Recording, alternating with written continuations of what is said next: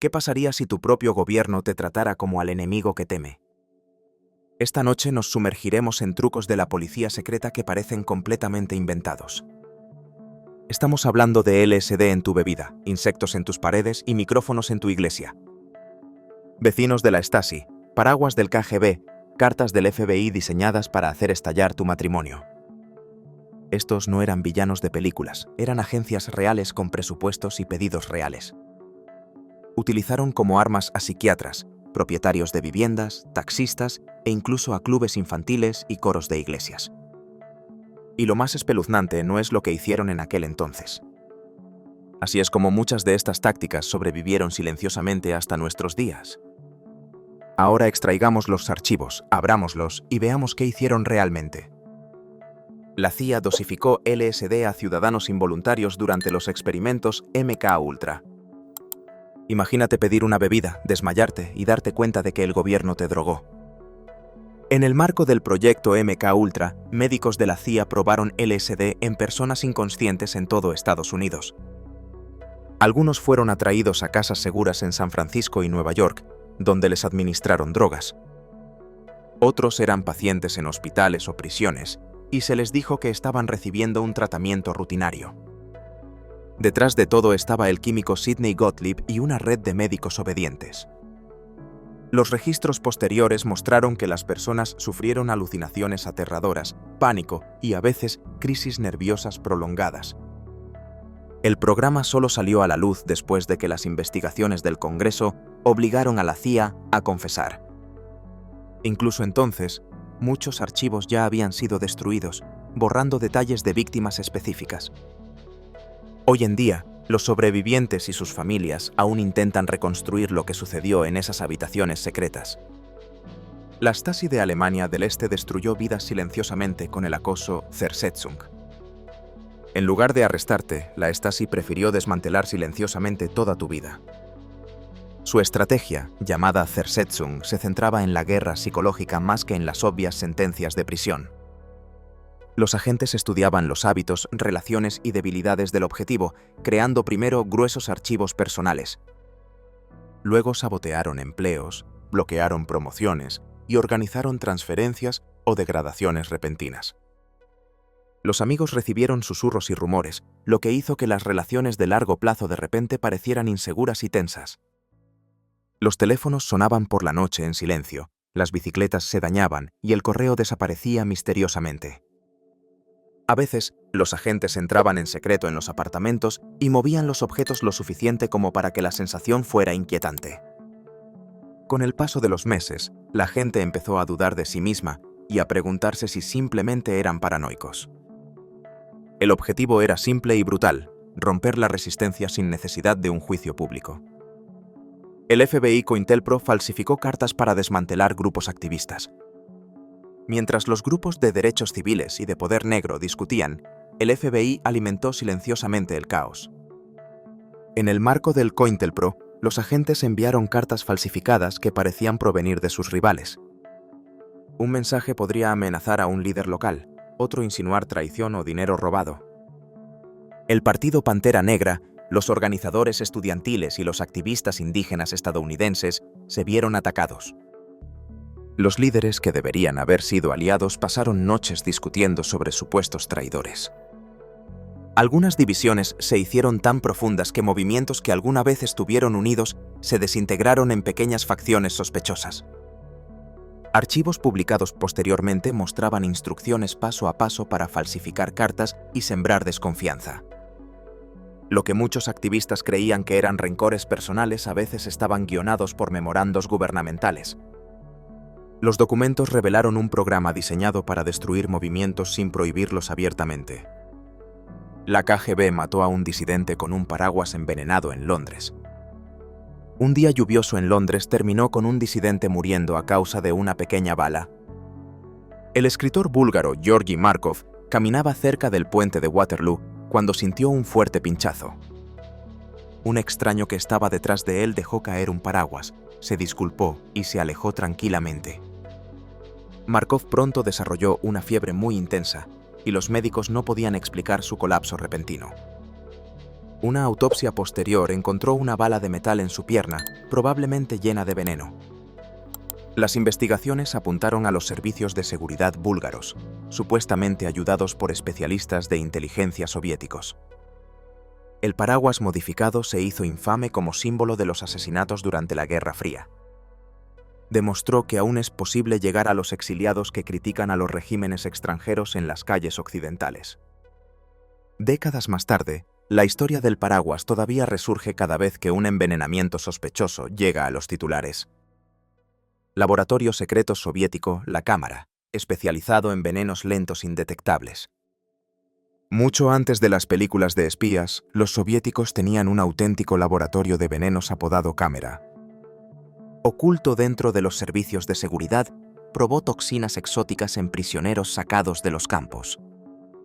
Los químicos buscaron sustancias que no tuvieran sabor ni olor y que fueran casi imposibles de detectar después.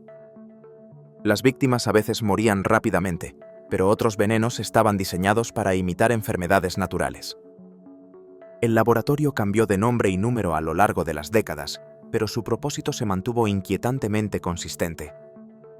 Según los desertores, sus productos fueron enviados al extranjero para realizar operaciones silenciosas contra oponentes incómodos. Informes posteriores incluso vincularon la experiencia del laboratorio con envenenamientos de alto perfil durante la Guerra Fría. Para los ciudadanos comunes, la Cámara era más bien un rumor, nunca reconocido abiertamente por los funcionarios. Solo después de que el régimen se debilitó, finalmente emergieron fragmentos de su macabra historia. La Stasi recopiló frascos con olor corporal de personas para rastrearlos. En Alemania del Este, la policía secreta guardaba literalmente tu olor en un estante. Los oficiales de la Stasi recogían muestras de olor frotando paños especiales sobre sillas o ropa. Los paños fueron sellados en frascos etiquetados, formando filas de olores humanos capturados. Si alguien desaparecía o intentaba escapar, los cuidadores podían entregar frascos a los perros rastreadores. Algunas muestras fueron tomadas durante los interrogatorios, cuando los sospechosos ya estaban aterrorizados y sudaban profusamente. En otras ocasiones, los técnicos insertaban silenciosamente tubos en los apartamentos para extraer muestras de aire. Los frascos parecían absurdamente ordinarios, pero representaban una necesidad casi obsesiva de control. Cuando los ciudadanos irrumpieron en los edificios de la Stasi en 1990, encontraron estanterías repletas de estos contenedores. El descubrimiento confirmó que la vigilancia se extendía a algo tan íntimo como el olor corporal. La CIA intentó convertir a un gato doméstico en un espía andante. Durante la Guerra Fría, la CIA intentó convertir un gato en un equipo de vigilancia. En un proyecto más tarde conocido como Acoustic Kitty, los cirujanos implantaron un micrófono y un transmisor. Se introdujeron cables bajo la piel del animal con la intención de que fuesen invisibles bajo su pelaje. La idea era sencilla: los gatos deambulan libremente para que nadie sospeche de ellos cerca de los bancos de la embajada. Los entrenadores pasaron meses intentando controlar el hambre del animal y sus instintos de vagar sin rumbo. Al menos una de las pruebas consistió en liberar al gato cerca de un presunto lugar de encuentro soviético. Según relatos posteriores, el pobre animal rápidamente se metió en el tráfico y fue atropellado. Aunque se debaten los detalles, el experimento mostró hasta qué punto las agencias se desesperan por obtener ventajas. Después, los funcionarios abandonaron silenciosamente el proyecto, admitiendo que en esa ocasión la biología superó a la tecnología de espionaje. El regalo del gran sello soviético escondió un insecto sobre el escritorio del embajador. Una talla de madera colgada sobre el escritorio de un embajador transmitió en silencio conversaciones durante años. En 1945, los escolares soviéticos entregaron la placa del gran sello al embajador de los Estados Unidos. Dentro de la talla, los ingenieros habían escondido un dispositivo de escucha pasivo apodado La Cosa. No tenía baterías y se activaba únicamente cuando un haz de radio externo lo impactaba. Cuando los técnicos en una camioneta cercana apuntaron la frecuencia correcta, el dispositivo vibró y transmitió. Durante varios años, los oyentes soviéticos supuestamente escucharon discusiones privadas directamente desde el estudio del embajador. El error recién se descubrió durante una operación de seguridad posterior a principios de los años 50. Su ingenioso diseño inspiró posteriormente otros dispositivos de espionaje que despertaban bajo las ondas de radio externas. El episodio recordó a los diplomáticos que incluso los regalos de apariencia amigable pueden venir con micrófonos secretos incluidos. La policía secreta utilizó redes de resistencia falsas para atraer a los disidentes. En varios estados autoritarios, el contacto de resistencia más valiente que usted pueda encontrar podría ser un agente de seguridad del Estado. Los oficiales crearon silenciosamente grupos clandestinos falsos, con folletos, reuniones y quejas convincentes. Dejaron que ocurrieran pequeñas acciones, solo las suficientes para generar confianza entre los reclutas potenciales. Se alentó a los objetivos a confesar su enojo, nombrar a sus amigos y discutir planes arriesgados en detalle. Cada queja susurrada era registrada cuidadosamente, creando una lista de arrestos lista en papel. Cuando las autoridades decidieron que el grupo era lo suficientemente grande, realizaron redadas coordinadas que arrestaron a todos durante la noche. Los juicios posteriores describieron la operación como una prueba de conspiraciones peligrosas que requerían un castigo severo. Los exprisioneros describieron más tarde cómo se dieron cuenta de que su heroico organizador en realidad había sido un oficial desde el principio. La táctica convirtió el coraje en una trampa, envenenando la confianza en cualquier oposición real futura. La Stasi convirtió a los vecinos de los apartamentos en informantes pagados unos de otros. En Alemania del Este, la persona que pide prestado azúcar también podría informar sobre sus conversaciones. La Stasi construyó una red masiva de colaboradores no oficiales, incluidos estudiantes, conserjes y vecinos. Registrarse podría traer pequeños beneficios, mejor vivienda, oportunidades de viajar o protección laboral. A los informantes se les ordenó tomar nota de los visitantes, las bromas políticas, las reuniones religiosas y los artículos occidentales sospechosos. Algunos eran verdaderos creyentes, otros cooperaron después de un chantaje sutil o presión en el trabajo. Los informes convirtieron las disputas cotidianas por lavanderías o lugares de estacionamiento en asuntos de seguridad estatal. Después de la reunificación, muchos ciudadanos solicitaron sus archivos y descubrieron nombres familiares en ellos. Amistades, matrimonios y familias se derrumbaron cuando la gente se dio cuenta de quién los había traicionado silenciosamente. La gran cantidad de informantes mostró cómo la vigilancia se convirtió en parte de la vida cotidiana. Los psiquiatras soviéticos etiquetaron de locos a los disidentes políticos para encerrarlos. En la Unión Soviética, estar en desacuerdo con el Estado podía convertirte oficialmente en un enfermo mental.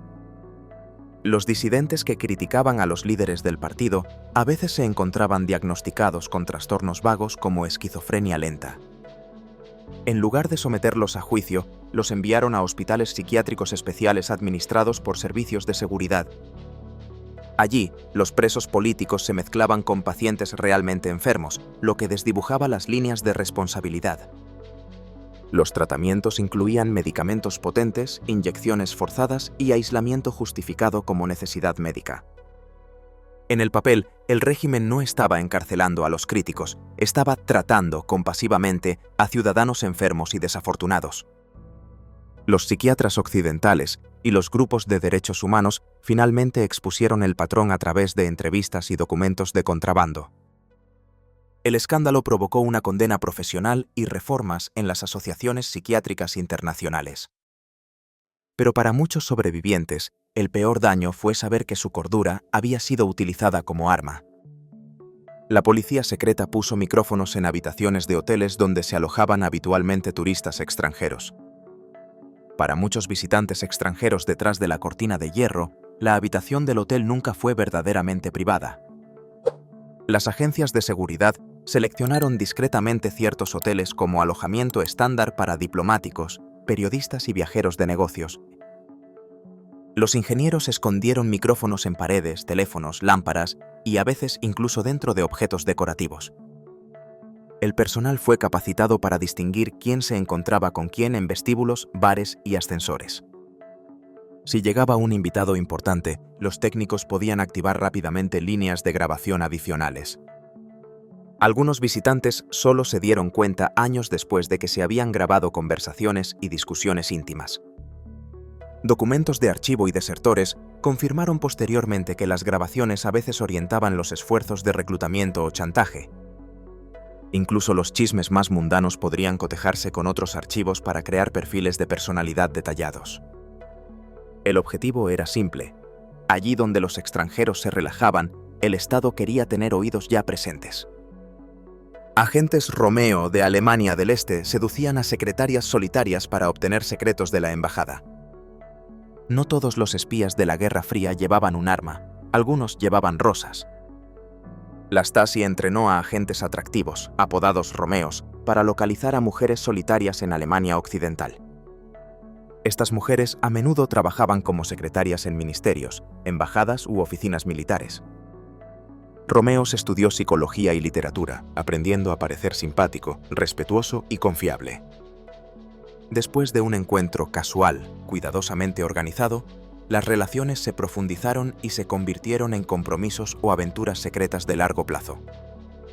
Una vez que los vínculos emocionales eran fuertes, los agentes pedían gentilmente documentos, copias o información inofensiva. Algunas mujeres descubrieron más tarde que sus parejas ideales tenían múltiples misiones paralelas e historias inventadas. Los juicios posteriores a la Guerra Fría revelaron testimonios desgarradores de víctimas que se sintieron doblemente traicionadas. Para los servicios de inteligencia, el amor era solo una herramienta más. Para los objetivos, destrozaba todo su mundo. El FBI intervino habitaciones de hotel para chantajear a líderes de derechos civiles. Mientras los manifestantes por los derechos civiles se enfrentaban a perros y porras en el exterior, agentes federales atacaban la privacidad de los líderes en el interior. Bajo órdenes de J. Edgar Hoover, el FBI instaló micrófonos en las habitaciones del hotel de Martin Luther King Jr. Los micrófonos capturaron sesiones de estrategia, conversaciones personales y detalles de su vida privada. Los agentes luego recopilaron cintas y transcripciones con la esperanza de presionarlo para que guardara silencio o renunciara. Una famosa carta anónima le instaba a alejarse por completo de la vida pública. La vigilancia tuvo al principio una aprobación formal, pero rápidamente derivó en un claro acoso político. Décadas más tarde, documentos desclasificados confirmaron cuánto tiempo dedicaron los agentes a monitorear los movimientos de King. Los historiadores ahora ven la campaña como un claro ejemplo de mal uso del poder estatal en el país. La historia socava cualquier idea romántica de que las democracias respetan automáticamente las voces disidentes. La policía secreta abrió el correo en enormes salas de vapor y luego lo volvió a sellar. En algunos estados comunistas, centros postales enteros funcionaban también como fábricas de censura ocultas. Departamentos especiales interceptaban cartas silenciosamente y las enviaban a habitaciones traseras en lugar de a las líneas de clasificación normales. Los trabajadores utilizaban dispositivos de vapor o máquinas de vapor frío para aflojar el pegamento de los sobres sin destruir el contenido. Fotografiaron o copiaron cartas sensibles, luego las secaron cuidadosamente y las volvieron a sellar para que parecieran intactas. Las mesas estaban repletas de sobres abiertos, lupas y estantes con pegamentos especiales. Ciertas direcciones, profesiones o contactos extranjeros garantizaban que el correo sería leído casi siempre. La gente sospechaba censura cuando las cartas llegaban tarde o mostraban tenues arrugas de agua a lo largo de las costuras. Los archivos y las exposiciones de los museos revelaron posteriormente hasta qué punto se había industrializado el proceso. Cada carta de amor o actualización familiar era materia prima potencial para la inteligencia política. La policía secreta comunista utilizó clubes infantiles como redes de informantes preparadas. Los grupos de jóvenes que prometían viajes de campamento e insignias a veces tenían un segundo propósito más oscuro. En el bloque soviético, los niños se unían a organizaciones como pioneros bajo la atenta mirada de los mentores del partido. En las reuniones se enseñaron canciones, lemas e historias que alababan a los líderes y al futuro socialista. Ocasionalmente, agentes de seguridad visitaban el lugar y se presentaban como protectores amistosos de la patria. A algunos niños se les animó discretamente a mencionar qué padres se quejaban o escuchaban la radio extranjera. A otros Se les preguntó si sus compañeros de clase hacían bromas sobre los líderes o se saltaban los desfiles oficiales. En algunos países, incluso adolescentes más jóvenes fueron reclutados de manera más formal como informantes infantiles. Testimonios posteriores describieron la culpa que sintieron muchos adultos al darse cuenta de que habían informado. La táctica mostró cómo los regímenes intentaron convertir incluso la lealtad infantil en una herramienta de vigilancia. La KGB plantó diarios y cartas falsos para volver paranoicos a sus objetivos. No todas las operaciones implicaron arrestos. A veces el objetivo era simplemente destruir la confianza. En ocasiones, la KGB y sus servicios aliados introducían cartas o páginas de diarios falsificados en la vida de las personas. Un cónyuge podría encontrar una nota de amor que insinúe una aventura que nunca existió. Un activista podría descubrir una página que sugiera que su amigo más cercano trabajó en secreto con las autoridades. Los documentos eran lo suficientemente detallados como para parecer plausibles, pero lo suficientemente vagos como para resistir una fácil refutación. Los objetivos comenzaron a dudar de sus socios, colegas e incluso de su propio recuerdo de los acontecimientos. Algunas relaciones se derrumbaron sin que ningún oficial tuviera que llamar a la puerta. Cuando los archivos se abrieron más tarde, las víctimas descubrieron registros que se jactaban de materiales comprometedores cuidadosamente plantados. Para entonces, muchas amistades destrozadas por la paranoia nunca podrían repararse por completo. La policía secreta ofreció programas de amnistía principalmente para crear listas de objetivos más grandes. En algunos sistemas autoritarios, un anuncio sonriente de amnistía podría ser otra trampa. Los gobiernos prometieron a los antiguos disidentes o miembros de la clandestinidad un trato más leve si se registraban voluntariamente. Se pidió a las personas que enumeraran actividades pasadas, amigos, lugares de reunión y métodos de contacto. Los funcionarios enmarcaron el proceso como una reconciliación, una oportunidad para normalizar las relaciones con el Estado. Tras bastidores, las unidades de seguridad compilaron estos formularios y los transformaron en útiles hojas de ruta de las redes de la oposición.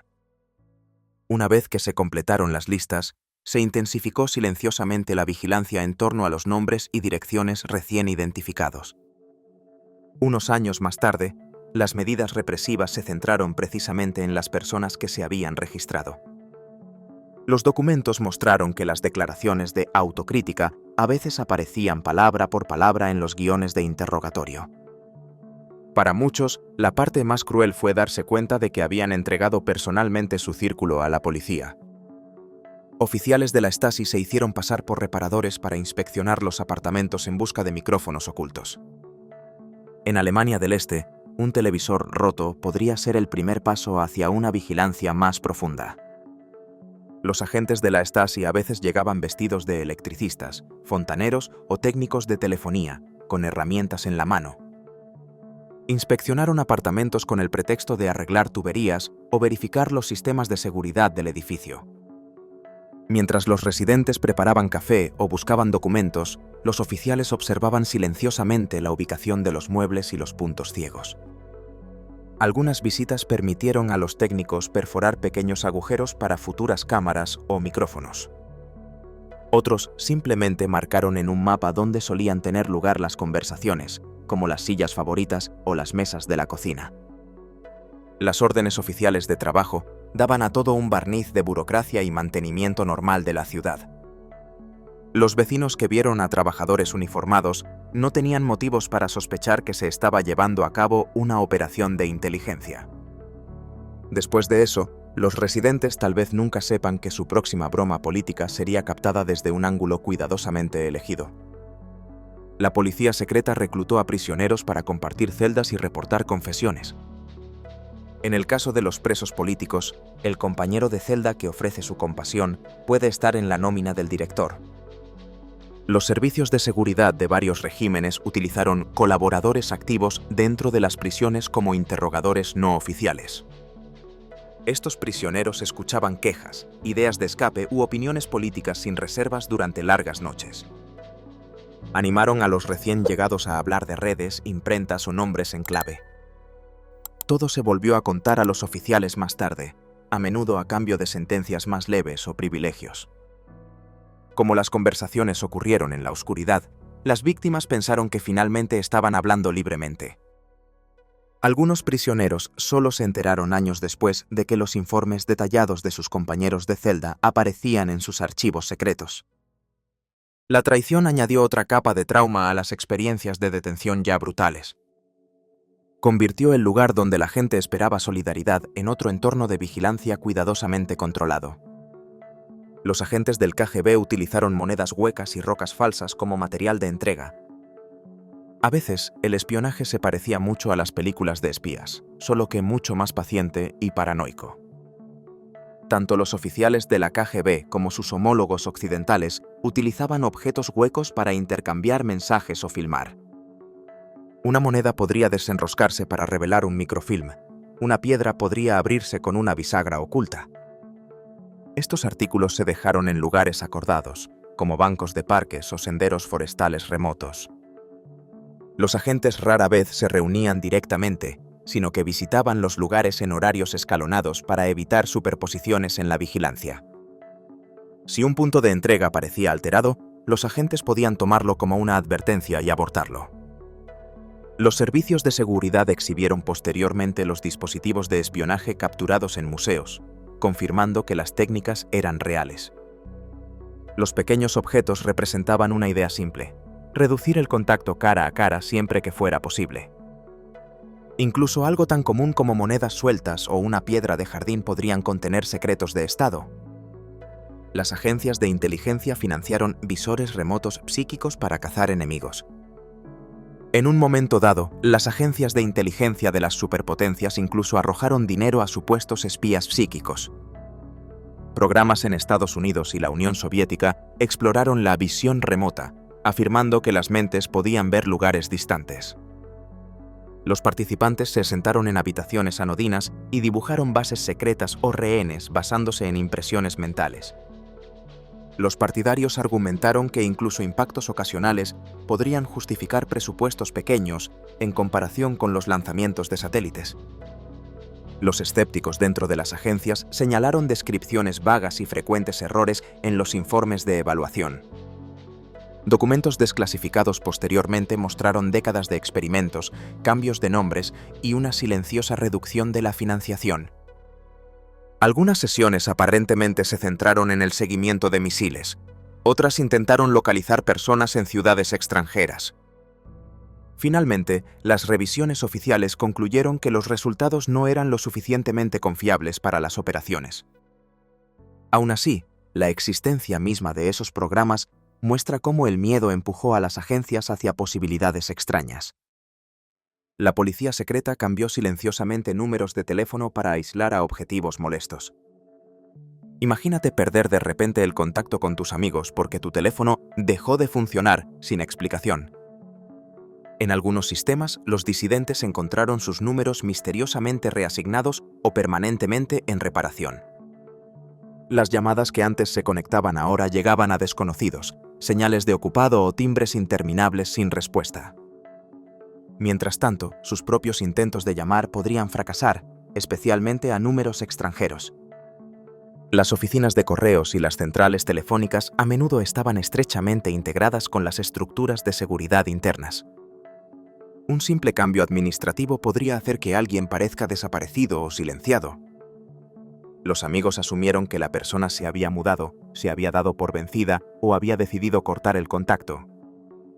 Para el objetivo, el aislamiento se sentía como si el mundo lentamente le hubiera dado la espalda.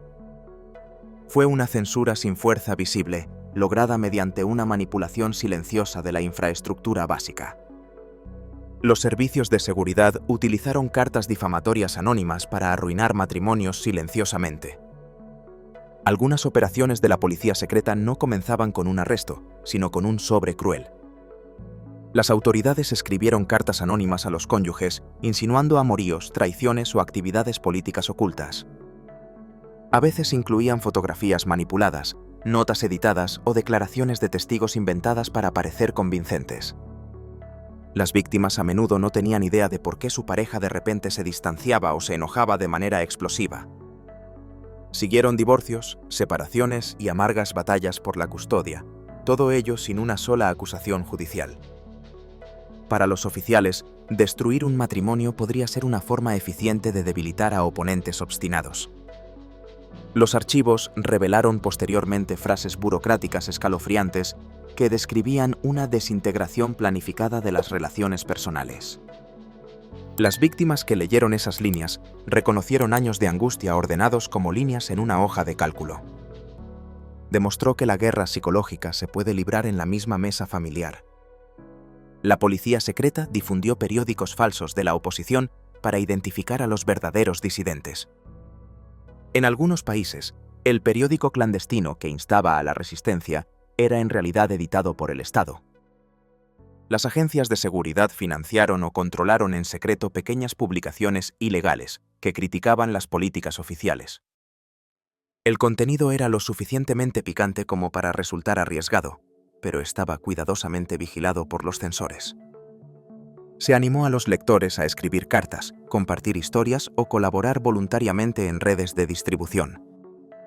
Cada sobredevuelto y cada nuevo contacto se convertía en otra línea en las bases de datos de inteligencia.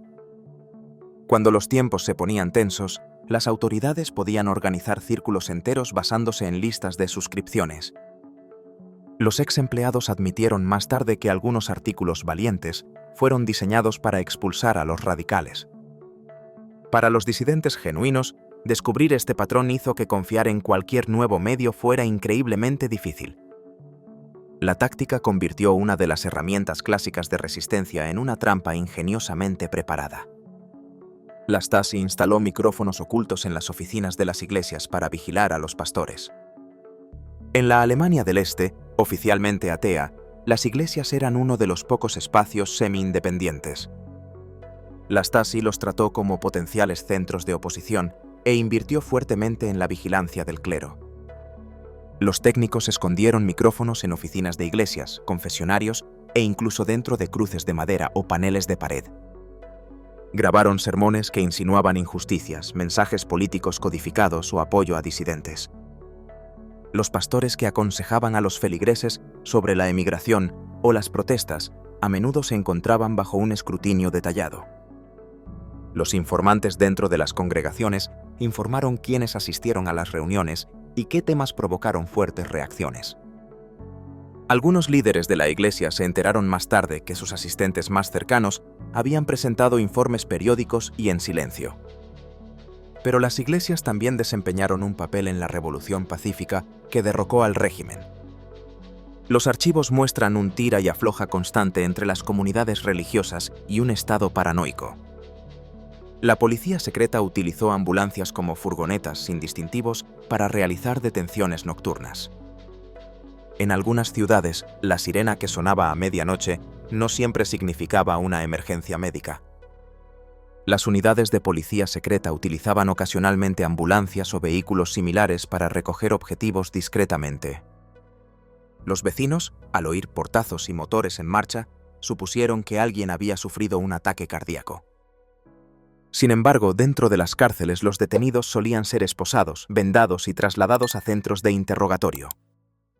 El uso de vehículos de estilo médico permite a las autoridades trasladar a los prisioneros sin llamar la atención de las patrullas callejeras. También envió un mensaje silencioso. El Estado controlaba no solo la seguridad, sino también las apariencias.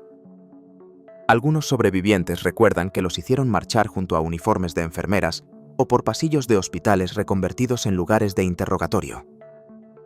Testimonios posteriores describieron cómo esto desdibujó la frontera entre los sistemas de atención y la represión.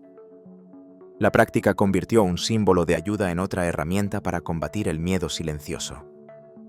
La KGB utilizó a amantes de la trampa de miel para comprometer a funcionarios extranjeros en el exterior. Los diplomáticos y hombres de negocios no siempre se dieron cuenta de que un extraño encantador podía ser parte de una operación. La KGB y sus servicios aliados desplegaron trampas de miel utilizando relaciones románticas o sexuales para ganar influencia. Los objetivos conocieron parejas atractivas en bares de hoteles, conferencias o recepciones sociales cerca de embajadas. Las habitaciones de hotel estaban equipadas con cámaras o micrófonos ocultos que capturaban momentos íntimos sin su conocimiento. Más tarde, los oficiales se acercaron con fotografías o grabaciones, sugiriendo que la cooperación mantendría todo en silencio. A veces el objetivo no eran los secretos, sino influir en los votos o los planes de viaje de una persona. No todos los rumores sobre trampas de miel son reales, pero existen casos documentados en archivos desclasificados. El riesgo se ha vuelto tan conocido que muchas agencias ahora capacitan a su personal específicamente contra él. Al final, la táctica se basó en la soledad y el ego tanto como en la vigilancia técnica. La policía secreta fomentó pequeñas quejas por ruidos para cansar a los objetivos. A veces el acoso no se presentaba en forma de una redada dramática, sino en forma de pequeñas molestias interminables. Los servicios de seguridad incitaron a los vecinos a presentar constantes quejas sobre la música, los olores de la cocina o las visitas.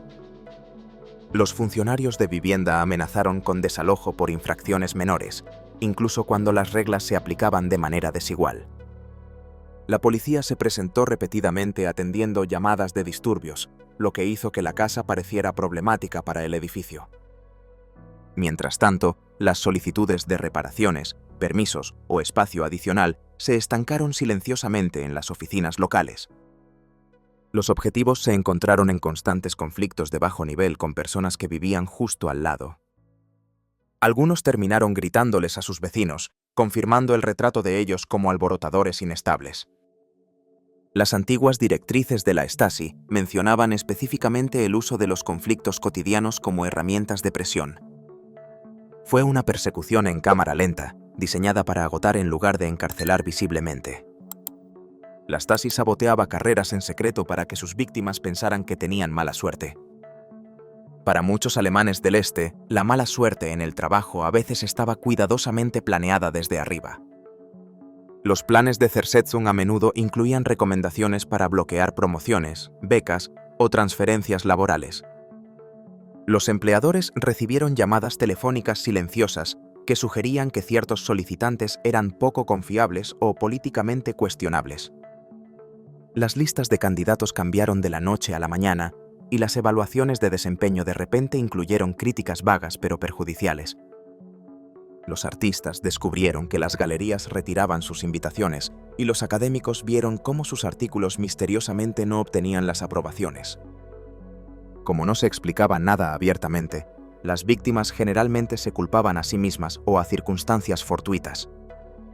Solo después de que se abrieron los archivos algunas personas descubrieron estrategias detalladas dirigidas a sus carreras. Los memorandos internos los describían como influencias negativas cuyo prestigio social debía reducirse sistemáticamente. El objetivo no era solo el castigo, era borrar sus opciones futuras paso a paso. El FBI colocó informantes que, silenciosamente, dirigieron organizaciones radicales enteras. En Estados Unidos, algunos grupos radicales descubrieron que la voz más fuerte en la sala era la de la nómina del gobierno. Las operaciones de COINTELPRO no solo vigilaban las organizaciones, también intentaban influir en las decisiones internas. Los informantes a veces presionaban para que se utilizara una retórica más extrema o se produjeran enfrentamientos más arriesgados con la policía. Otros se opusieron a la formación de coaliciones, socavando los intentos de vincular los movimientos por los derechos civiles contra la guerra y los movimientos laborales. Debido a que estas personas trabajaron duro y asumieron riesgos, a menudo consiguieron posiciones de liderazgo. Más tarde, los casos judiciales revelaron que presentaban informes periódicos y recopilaban información confidencial sobre sus miembros. En algunos casos, los agentes alentaron planes que luego justificaron fuertes represiones y arrestos. Los antiguos miembros tuvieron que enfrentarse a la idea de que los puntos de inflexión clave estaban determinados desde fuera. La historia muestra cómo los movimientos pueden debilitarse no solo mediante la represión, sino mediante la manipulación desde dentro. La policía secreta convirtió las flotas de taxis de la ciudad en puestos de vigilancia móviles. En capitales estrictamente controladas, incluso un viaje en taxi a altas horas de la noche podría acabar en un informe. A veces se reclutaba a conductores como informantes, especialmente en ciudades que albergaban a muchos extranjeros. escucharon conversaciones espontáneas de turistas borrachos, viajeros de negocios y disidentes locales que regresaban a sus hogares. Los oficiales de seguridad les ordenaron que anotaran los nombres de los hoteles, los puntos habituales de recogida y los temas sospechosos. Es posible que algunos taxis llevaran micrófonos o radios ocultos que transmitían fragmentos de información a los puestos de escucha. Otros simplemente pasaban notas escritas a mano durante las paradas rutinarias en gasolineras o garajes. Como los taxis cruzaban naturalmente la ciudad, ofrecían una red de observación móvil perfecta. Los pasajeros asumieron que solo estaba funcionando un taxímetro y no una entrevista no oficial con la seguridad del Estado. Para los servicios de inteligencia, era una forma barata de cubrir la vida urbana con ojos y oídos adicionales. Los servicios de seguridad instalaron cámaras detrás de espejos en salas de interrogatorio. El clásico espejo unidireccional en los dramas policiales tuvo predecesores muy reales en los sótanos de la policía secreta. Las salas de interrogatorio a menudo estaban diseñadas con ventanas de observación que parecían vidrios reflectantes comunes. Detrás de ellos, oficiales y psicólogos observaban la postura de los sospechosos, sus hábitos nerviosos y sus reacciones a las preguntas. Algunas configuraciones incluían cámaras de vídeo antiguas que preservaban las sesiones para análisis posteriores o con fines de entrenamiento. La iluminación y la disposición de los muebles fueron elegidas para que los detenidos se sintieran expuestos y desorientados. Incluso cuando no había nadie detrás del cristal, los prisioneros a menudo asumían que alguien los estaba observando. Esa incertidumbre era parte de la presión psicológica, amplificando cada silencio y vacilación. La arquitectura misma se convirtió en parte de la estrategia de interrogación, desdibujando la privacidad y el rendimiento. La policía secreta obligó a los propietarios a proporcionar copias de llaves de cada apartamento. Para muchas personas bajo un régimen autoritario, la parte más débil de la seguridad del hogar era el propietario. Las autoridades de vivienda a menudo trabajaban en estrecha colaboración con la seguridad interna, especialmente en los edificios controlados por el Estado. Se ordenó a los administradores que proporcionaran duplicados de llaves o pases maestros para apartamentos específicos. A los residentes rara vez se les informaba, los documentos se archivaban bajo categorías inocuas de mantenimiento o inspección. Los agentes podrían entonces entrar cuando las familias estuvieran en el trabajo, en la escuela o de vacaciones. A veces instalaban micrófonos ocultos, otras fotografiaban documentos, copiaban cuadernos o registraban compartimentos ocultos. Se tuvo cuidado de dejar todo exactamente como se había encontrado, evitando sospechas. Las víctimas describieron más tarde una sensación inquietante de que alguien había estado dentro, sin evidencia visible. La política convirtió a los burócratas de vivienda supuestamente neutrales en una extensión silenciosa de la policía secreta. Los servicios de inteligencia compartieron listas de vigilancia para detener objetivos en cada frontera. Para algunos disidentes, cruzar una frontera se convirtió en un ritual agotador de demoras y cuestionamientos. Las agencias de seguridad compilaron listas de vigilancia de activistas, periodistas y presuntos organizadores clandestinos. Los nombres se compartían entre países aliados, especialmente dentro de bloques militares o políticos. Como resultado, una persona detenida en un estado podría ser detenida en otro. Los guardias fronterizos los apartaban para revisarles el equipaje, hacerles entrevistas intrusivas o cancelarles repentinamente la visa. A veces los funcionarios permitían el viaje, pero anotaban todos los contactos y direcciones de hoteles para informes posteriores. El escrutinio constante hizo que organizar conferencias o reuniones internacionales fuera increíblemente difícil. Documentos publicados posteriormente mostraron largas tablas de nombres que circulaban entre ministerios y embajadas. De hecho, el mapa en sí se convirtió en otra herramienta para controlar los movimientos de los agitadores políticos. La policía secreta fabricó amenazas anónimas y luego protegió a los objetivos para obtener ventajas. Una de las tácticas más manipuladoras consistía en crear peligro y luego vender seguridad como favor. Los servicios de seguridad a veces enviaban cartas amenazantes a empresarios, artistas o figuras menores de la oposición. Poco después, los funcionarios se acercaron y ofrecieron protección especial o patrullas adicionales alrededor de sus casas. A cambio, pidieron cooperación, información o declaraciones públicas que apoyaran la estabilidad del gobierno. A menudo, los objetivos no se daban cuenta de que la misma agencia controlaba tanto la supuesta amenaza como la solución. En algunos casos, negarse a ayudar implicaba que más tarde se les culpara si algo realmente ocurría. Archivos posteriores revelaron amenazas escenificadas descritas como herramientas de motivación para reclutar informantes.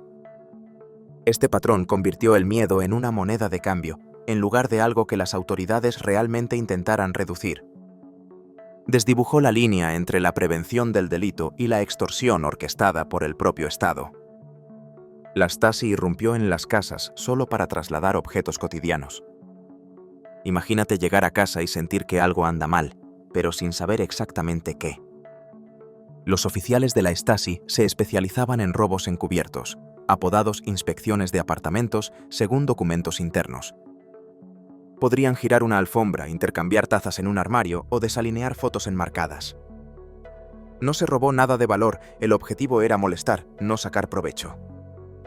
Los objetivos comenzaron a cuestionar su memoria, preguntándose si ellos mismos habían movido los objetos distraídamente. Con el tiempo, el malestar se convirtió en ansiedad real, problemas de sueño y dudas constantes sobre uno mismo. A veces, el acoso adicional, como llamadas telefónicas extrañas, reforzaba la sensación de estar siendo vigilado constantemente.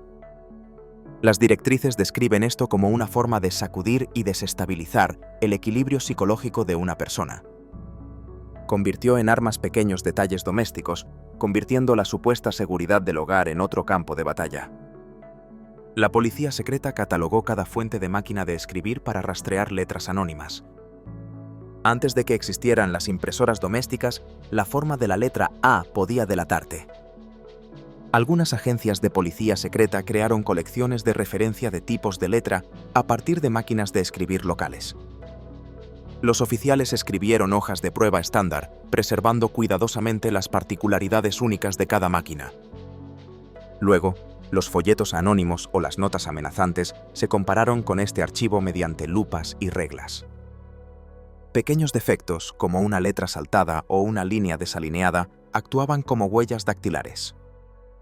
A veces se exigía a las imprentas y oficinas que registraran sus máquinas ante las autoridades. Para los disidentes, utilizar una máquina de escribir se volvió riesgoso, a menos que pudieran ocultar o rotar los dispositivos. Algunos movimientos cambiaron a letras hechas a mano o plantillas improvisadas para esquivar la detección. Hoy en día, las muestras sobrevivientes de esos catálogos muestran hasta qué punto llegaron los regímenes para rastrear el origen de las palabras. La policía secreta fotografió a multitudes que protestaban desde los tejados y luego comparó sus rostros.